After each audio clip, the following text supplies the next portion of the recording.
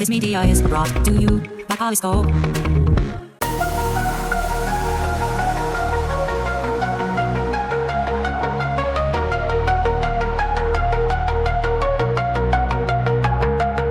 In the realm of tomorrow, where techniques mind, we ponder, we dream.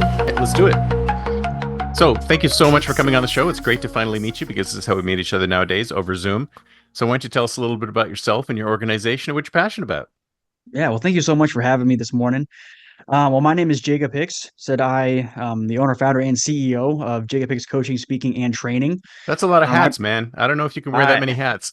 you're telling me, and I mean, my head's only so big, but it's getting bigger and bigger every day. So we're working on it. That's what my wife keeps telling me. So But I primarily focus on salesmen, sales training, and then entrepreneurial folks that aren't necessarily making sales their passion, but want to make sure they're putting the systems in place that will actually get them to where they want to go. But a big passion of mine is helping people achieve their dreams and to implement the systems that actually get them there. And I also love to play a little piano. So I love to read too. So I mean, I'm doing quite a bit of things. nice, nice. So how did you get into this? What made you decide to go into this? Well, I mean, as you know, I suppose a lot of folks might say this too, but I realized that over the course of most of my working life, I've been doing some version of this. Um, I mean, it's always Some been version of teaching, like some some version of version of coaching okay, primarily. coaching. Uh-huh. I've realized that like whenever, a friend comes to me with, initially, hey, I'm thinking about pursuing this business or I'm thinking about changing jobs and trying something else, that's always been really, really exciting to me. And helping them in any real way that I can achieve that has always been a lot of fun.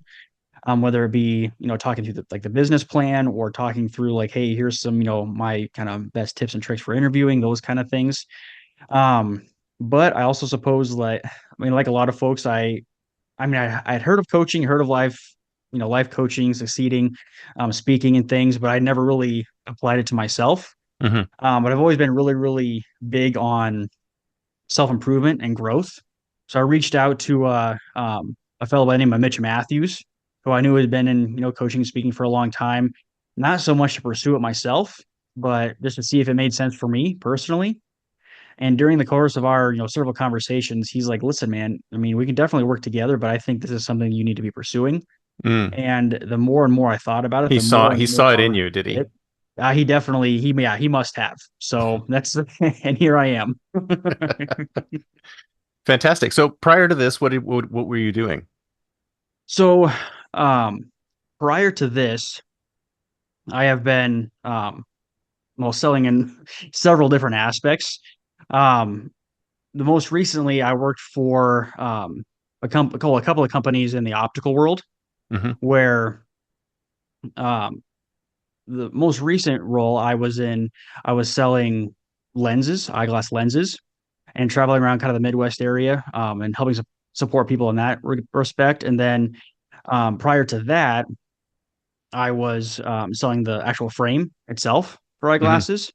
And then, I mean, kind of a smattering of different things. When I first kind of started and put both feet in the water in sales, I was selling suits on the retail side of things, which Nice.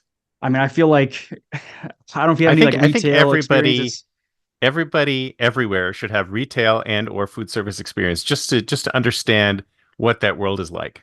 I absolutely agree with you. I mean, Mm. I've thought that for years because it's it's definitely I feel like it's always a trial by fire because Yes, exactly. yeah, you're in a service industry, you're helping people, whether it be, food service or retail or whatever the case might be, but then you're also like really having to figure out how do I put on my customer service hat for this person who is choosing to treat me poorly for no Yeah. real reason and kind of Yeah. just get that. So I 100% agree with you. It's the best situation because not only that, it's also forces you to think on your feet and do problem solving and put a good front in at the same time. So you can't just get, angry and go off and do something. You got to deal with the situation as it is. Yes. So I think everybody needs to go through it. People who haven't gone through it don't understand what those types of positions are like, and they also don't build that skill set, that interactivity skill set that you can with people, because it's people who are just cloistered off and they don't have that experience. Yeah, I mean, 100%. And like, I think the other really important piece of that too is communication. Like you, Mm, regardless of what you pursue over the long term, which you end up doing over the course of your, 30, 40, 50 years of working, communication is always going to be some aspect and some part of that. So being able to interact in a professional and decent manner with people who are, again, choosing to treat you poorly is a really good skill set to develop.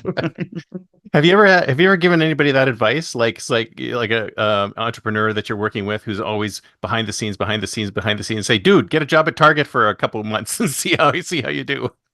I absolutely have because I mean, again, like Really? it forces you into a position where you have to communicate. And again, like not that you always have to be communicating all the time or like at a really, really high level, but you do have to have some aspect to that in your life, I think. Yeah. So I recommended it to you. Nobody's taken me up on it yet, but I've recommended it to them.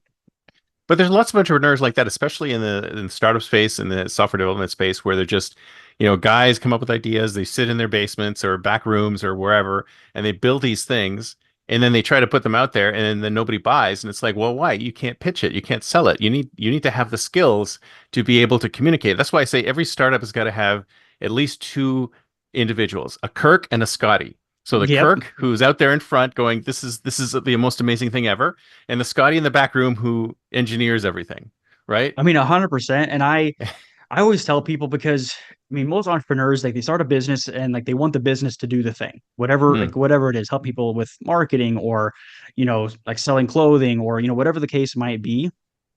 But and that's fantastic, but you do have to have some level of sales within your business. I mean, I talk to my right. clients about this all the time, and I'm a big proponent. I'm a big believer that selling doesn't have to be your favorite thing. It does have to be an aspect of your business. And if you set up your systems in the right way, then it will do what I call the selling for you Mhm. without necessarily you having to like, go out and do a million cold calls every day. Well, that sounds like a big secret. I mean, how do you do that? Because this is what happened to me. So I was a tech guy, tech Mhm. bro. I was in IT support. I ran IT for a while. I ran the software development arm. I was VP of IT and software development. And then my company went and had a huge, like they lost a bunch of clients and they forced me into sales. They said, okay, you can stay on board, but you got to sell. And I'm like, I've never sold before. I don't know how to do this thing. So I just threw myself into it. And then in a couple months, I was able to bring in some clients and actually sort of pivoted to sales, even though I hated doing it. And I didn't like, I didn't realize that I had any skills in it. And it's really not that difficult to do once you put yourself out there and communicate. It's all about communication, right? All I had to do was 100%. reach out to everybody I knew and said, hey, do you need this? And I got a couple gigs right up front. And it's like, wow, it's not that scary, actually. You just have to be able to put yourself out there. I mean, 100%. And people, I mean, I can't imagine what that kind of situation was like for you. I'm sure that was, Mm. I mean, a little intimidating at the time. And a lot of folks, I mean, you're absolutely right. They think, oh my gosh, this is going to be terrifying. I'm going to have to be a salesman. I don't want to be a salesman. I don't want to be a pushy person. Yeah. And when you're They implementing the immediately right get this systems, picture of like the slimy used car salesperson in their head, yes. don't they? And I feel like we've all had experiences with those people because no matter how sales grows and changes, those people never really seem to leave. So, Exactly. but what I Like, always can we recommend, churn those well, guys out? I'll try to talk to them. We got a mailing list put Please. together, but um, what I always tell people is, well, I think the first kind of important point when we're talking about selling is the difference between marketing and prospecting. Hmm. Which I mean, I'm sure you're probably familiar with having some sales background, but for the folks that may not know, marketing is like when you are putting an ad out in the newspaper, putting like your name on the back of a park bench, putting something up on like your Facebook or Instagram page, just saying like, hey, I do this or whatever. That's marketing. And generally speaking, in broad terms, we get about 1% back from that. So Hmm. not great. Super low. I'm surprised Super, when super people low. people have never heard about this before and they hear those numbers and they go, "Why are you even bothering?" It's like, well, those are the numbers. I mean, that's the way it's always been. Well, and like the interesting piece of this is that yeah, we only get maybe 1% of people that will reach out from like seeing our name on a park bench saying like hey whatever, but it is a large piece of our credibility, particularly when we're talking about social media marketing, Yeah. where you're like you need to put out content that's of good quality and good value. But the other piece of this too is going to be the prospecting piece, which that for the folks that don't know, the true prospecting is like when you go up to somebody and you meet at a grocery store and have a conversation with them. Not Mhm. necessarily trying to push them one way or the other, but actually having a conversation with an individual that could potentially lead to business at some point. So Right. I think that's really, really important. The other piece of this too, that I think is a really easy ditch for people to fall into, is just selling all the time. Mm. Meaning that if you're putting things out on Facebook or Instagram or whatever the case might be, you're just saying all the time, you're saying, hey, hey, I sell this. Hey, I sell this. Hey, I'm selling this. I always try to sell this, which is okay to a smaller extent. But what you really want to be doing is focusing on value driven promotion. Mhm. Meaning that if you're, let's just say, for example, that you are again in that IT world and you are trying to sell, some software or another, actually presenting it as here's why you might need it and here's some of the pain points that you might be experiencing as a result of not having it, and here's how it'll actually fix that for you. Yeah. Well, because I see what happens nowadays is that I think a lot of marketers have decided that daily touch points are the only way to sell something. And Yes. then, but within those daily touch points, sometimes these daily touch points are just like buy, buy, buy, buy, buy, buy, buy with zero value, right? Hmm. So you do that five or six times, and the customer's like, okay, I'm unsubscribing because I'm not getting any value at all from it. Yep.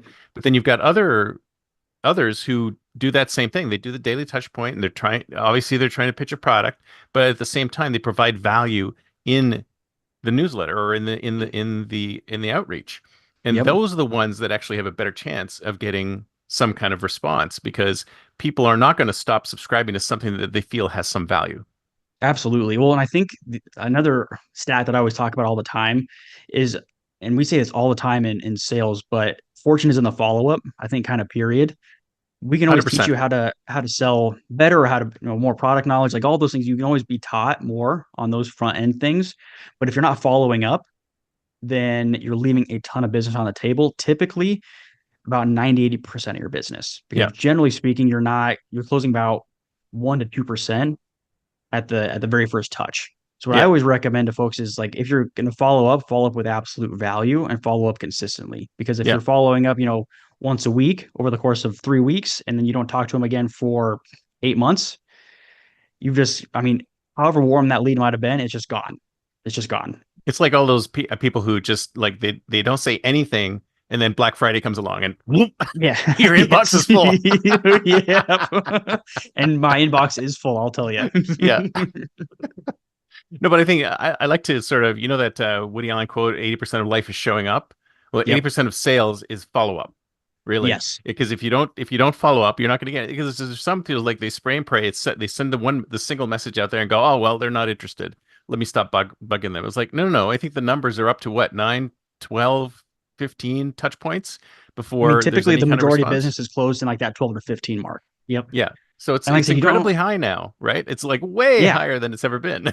yep. Because people, especially after COVID, people don't want to necessarily commit to Yeah. stuff, at least Yeah. not right away.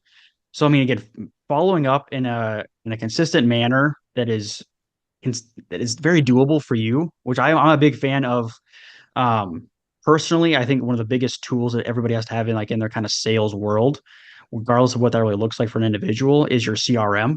I'm sure you Mm, guys have probably talked about that before, but yeah. setting up your CRM where if I reach out to Chris, I have a good conversation with Chris, I'm actually putting my notes into the system, and then I'm saying, all right, well, hey, Chris, I'm going to follow up. I'm going to touch base with you again in, 2, 3 weeks or whatever the case might be.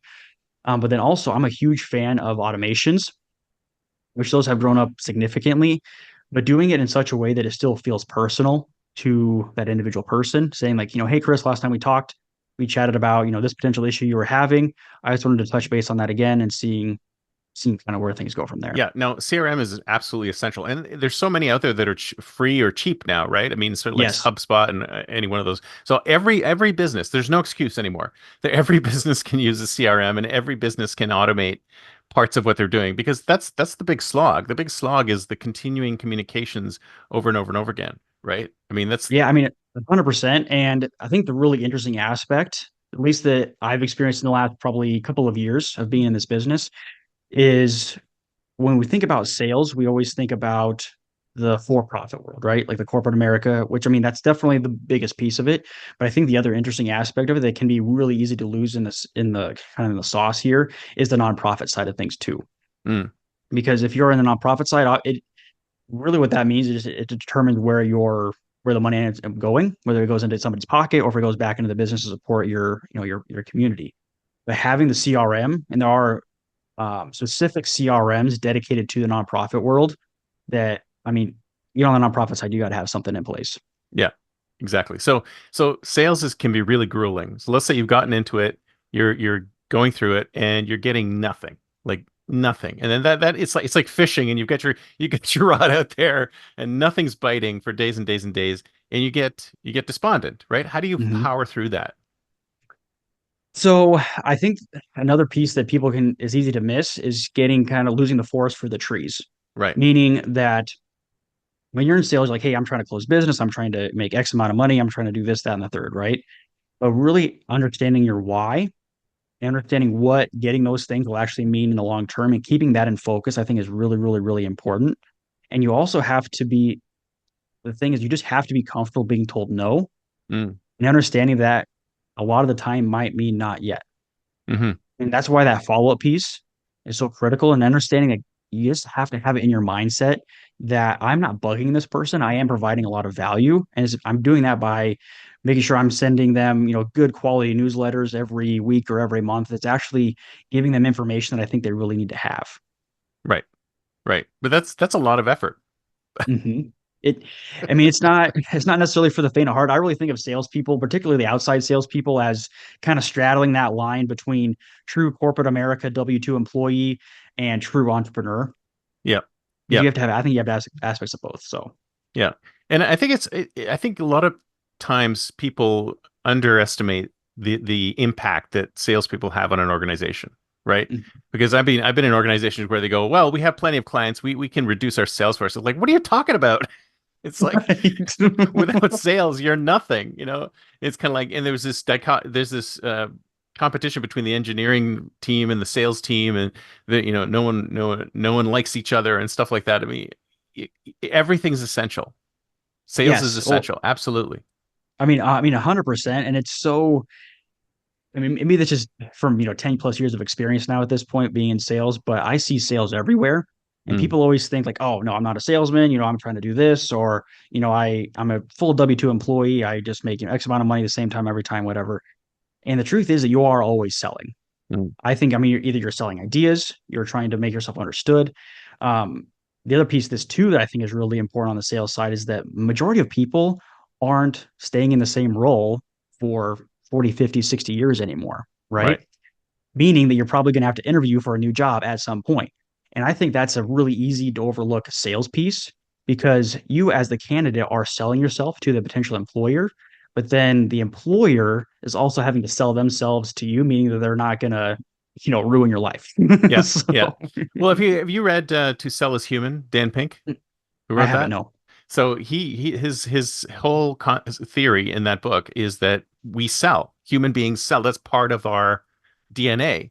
Yep. Because even from when we were kids, it was like, oh, mom, can I get this? Can I, we try to get things out of other people. So we're constantly pitching.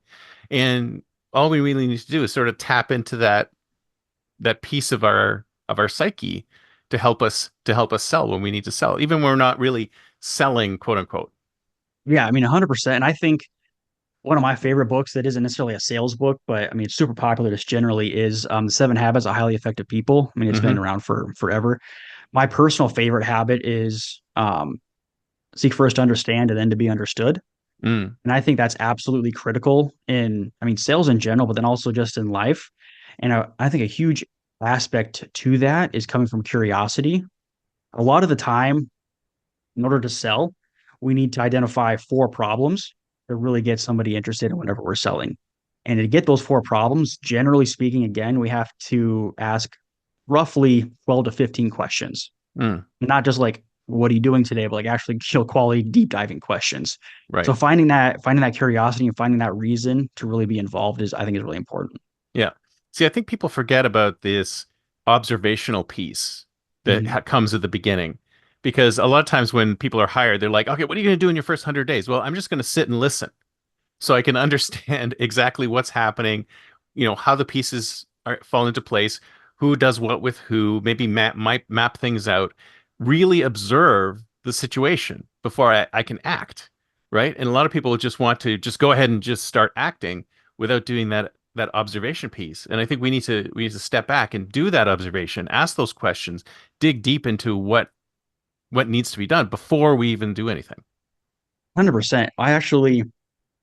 I learned this lesson, oh my gosh, probably 8, 10 years ago now, when I was back selling suits still, and I ended up taking over the store that I originally started at, which was kind of fun.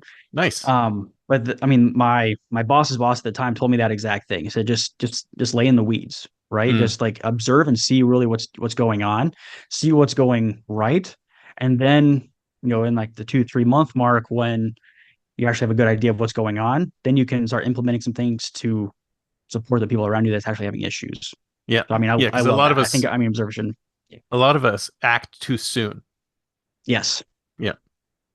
There's also Especially when something you're to be said for acting too late too. So, So it's back to timing again. Everything has to be the timing is key, right? I mean, I think it's so I'm a big, I mean, I see this all the time with the entrepreneurial folks where they think, oh, I need to read one more book. Oh, I need to, read one more article. Oh, I need to check out one more video. Oh, I need to take one more class. And like having knowledge is obviously very, very important, but then you have to get out there and get your hands dirty a little bit and be willing to make mistakes. Oh, absolutely. Hmm. Absolutely. I mean, I have this friend of mine she wants to become a digital nomad and wander around from film festival to film festival, sort of doing videos from the film festivals, interviewing people. That's And she's cool. been talking about it for years. And I'm Yeah. like, okay, it's like, well, we have to think about the equipment. I have to think about this. And I have to say, I was watching this video and this video, and I'm like, okay, you're never gonna know if it's gonna work unless you get out there and do it. And even if you just Yep. do it for a month, say, let's try this for a month and see what happens. You're never, so it's kind of like uh product market fit, right? You need to get your product out the door and throw it into the marketplace to see if the market is willing to buy it. And the sooner you Absolutely. get that out there, the better. Well, and I think too, another critical aspect to all of this, particularly with like the entrepreneurial side, is like having some grit. Like I mean, there's no two ways about it. Like just having that tenacity and that perseverance and, kind of putting some headphones on and like not listening to the folks that are, detracting from you. Like you just have to do that to some degree. It's like, I'm just going to do this until either I die or run out of money. Right. So you just quit. So how would you motivate? I mean, because how would you motivate people who are like stuck in the I just want to keep watching this video or do this or do this? Like there's plenty of people who are just the machinations, but they don't actually do anything. How do you kick them out of that? I mean, So, I mean, like a big piece like the coaching work is like obviously accountability and like making it's like, hey, we're putting this plan together. Okay, what are you going to have done by, the next time we meet? So that's some piece. I think having some accountability partner is really, really important. But whatever your thing is, like for example, like your friend that wants to do these videos for the music festivals, right? mhm. Like that's such a cool idea, and I feel like people really resonate with that. I mean, if she was a client of mine, what I would suggest to her is, what's one way that you can try this? Mm, I mean, there's something holding somebody back there, whether it be being comfortable at your job or certainty in finances, like those kind of things are really, really common. So I mean, if she came to me, it's like, hey, how can I try this? How can I get this done? I would suggest to her like, hey, what's the closest music festival that you would want to go to if you were doing this full time? How do you get there? All right, let's put a plan in place. Let's do this. Let's do 5, 10 interviews or kind of whatever her format is. Let's try this a little bit. Let's get our hands dirty some. Let's figure out if the video editing is going to be easier, if you're going to have to outsource that. Let's just try it a little bit, because until we try something, I mean, we never really know if we're really going to like it. I mean, it might be a cool idea in our head, but until it's in, I mean, Tony Robbins, well, I mean, everybody knows Tony Robbins, right? One of my favorite quotes of his is, if you stay in your head, you're dead. right.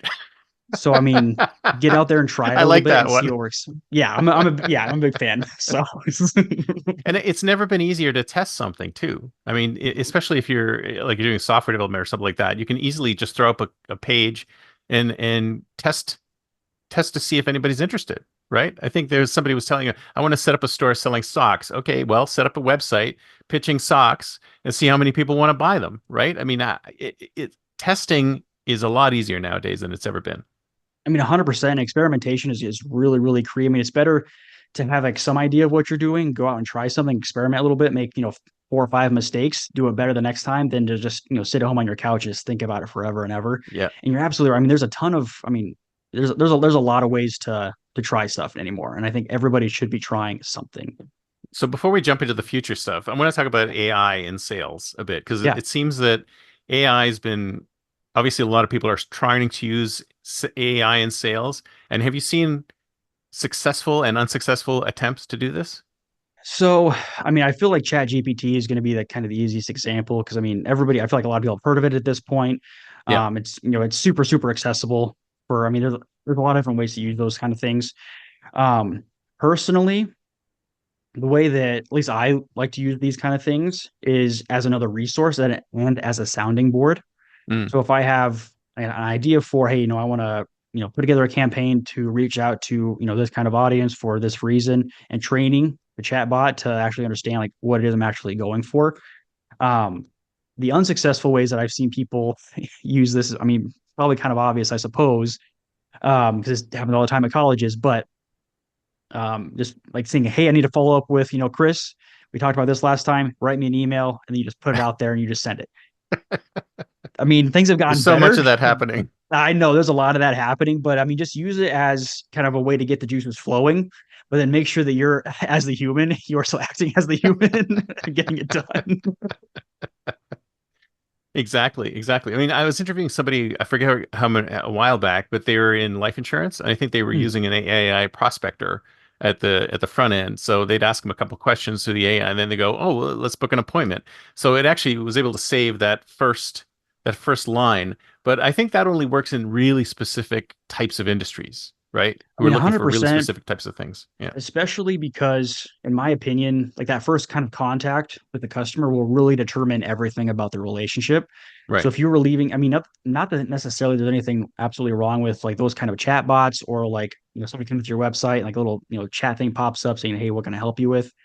I mean, that can help to filter out some of the just a looky loos, but you Mhm. do have to make sure that it's still very personal and making sure that you are actually providing value to that particular prospect that you want to actually get them in your pipeline.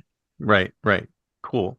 So it's time to think like a futurist. It's year 2034. It's 10 years from now. And I think we're talking about the future of sales, like Mhm. where things are going. Are we going to get to a point where I'm going to have my AI avatar and Amazon's going to have their AI avatar and they're going to battle it out for what I want to buy, or will a human still be part of that process?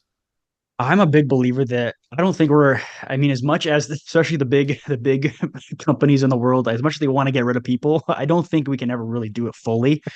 I do think to some aspect, just because we are bombarded with information all day, Oh, every day on like absolutely. social media and email and everything else, I do think that like this avatar piece that you've mentioned, I do think that will be around in some capacity to at least filter out a lot of the just noise that we get. But I could really easily, I mean, I think we're going to see a really big push back to the personal touch Mm, where you meet some like insurance salesman at the grocery store or whatever, and then now he's your guy and you use him for 20 years. I think we're going to see a big push towards that really personal touch. well, I'd love to go back to that, but I've talked to a lot of salespeople who are like, "Oh, this is great. I don't have to talk to anybody in person. I could just see 20 people a day or 50 people a day instead of the five I used to." And I'm like, I think that's going to be sustainable for a short period of time, but you're right. I think we're going to see some backlash against it. Well, and I think too, I mean, I'd be curious to know like how far along in their sales careers those folks might have been, just because the Mm, reason I asked that is because when you first kind of start in sales, you're anybody and everybody, meaning that you right. want to sell everything to everyone all the time, which is that's okay. It's It's like a a drug, good place. man. I'm mainlining the Yes. money. But the thing is, as you get more seasoned, I think in sales, you want to find the quality, not necessarily the quantity. Right. So finding those like really important relationships that are actually driving business for you and actually getting down in deep because it's much easier to sell somebody who's already bought something else than it is to sell some new person something all of a sudden.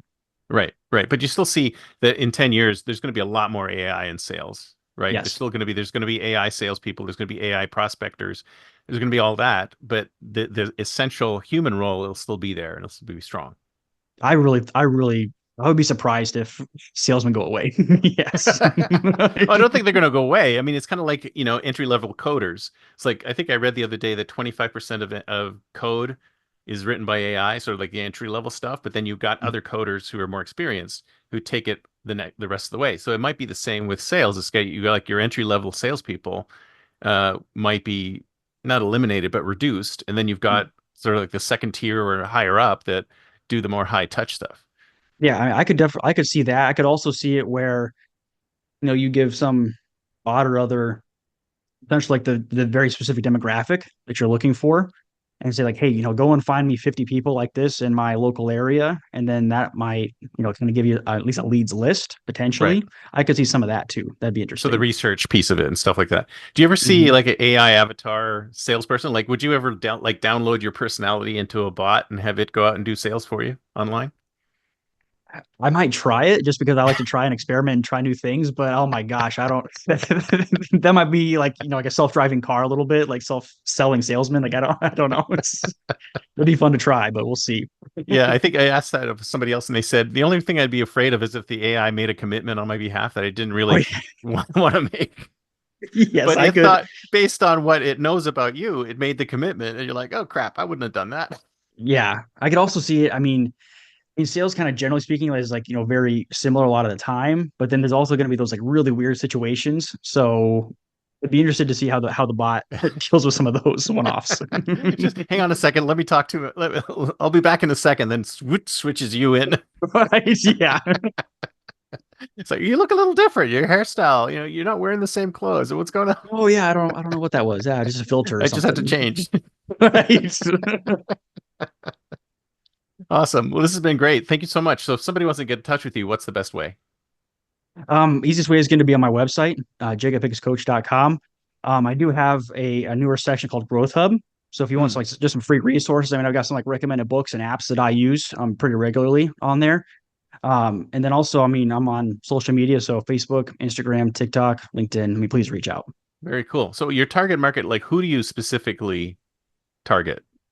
Like what So, kind I of? mean, a lot of folks that I've dealt with have been like true salespeople, like your outside salesperson that's trying to get to like that next level.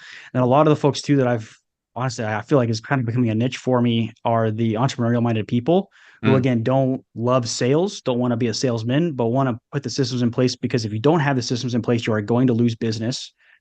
And I mean, it's sad, unfortunate, but it's just the truth. You do have to yeah. sell in some capacity. But if you ask me, that's a huge market. There's tons of people out there, and I think there's more and more introverts who want to pitch stuff and be entrepreneurs, but they still have to get over that sales hurdle. And I Oh, think that would really be helpful. it's kind of funny that you mentioned that because I consider myself an introvert at heart. So, Well, you can help them. I'm sure I'll that. do So my best. Yep, absolutely. I'll put the links in the show notes. Thanks so much. It's been great. Yeah, thank you so much. I really appreciate you letting me have on. It's been great. Uh, Thanks a lot. Bye.